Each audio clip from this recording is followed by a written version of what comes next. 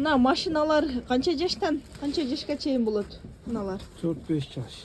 6 yaşa oturardı. 3 yaştan жоғары примерно mınalarınız ha? Hı. Şularınız az nerede satılış bahası qancha? Buna 11.000 sattan, buna 10.500 sattan. 10,5. Daha qaysı maşinalarınız var? Buna ham 10.5'dan. Bular ham 10,5'dan. 10.000'dan.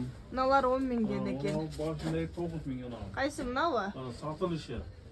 9.000 ha bu. Satılışı, aytılışı başka. Oo.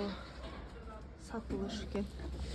Эми баласына акам алып берем деди да, кайсы машинаны? Мына машиналар жакшы окшойт а? Buna poliseski buna. Мындай. Bunanı buna aldı kaputu yazdan hatta o son son 500 son razıysa buna da. 500 сом разница. Bunanı aksın etti yandan. Булар пульт анан неме менен иштейт. Ondan keyin özü ham hep aydasa bolar. Өзү да кайдаса болор, газ барбы кандай? Ha pedalı var. Педал бар экен. Buna. Токко сай иштетет да, короче, мына. Ha? Токко сай иштетет. Ha. Ne? Zararken. Ушулар бар экен, Ахмат эке.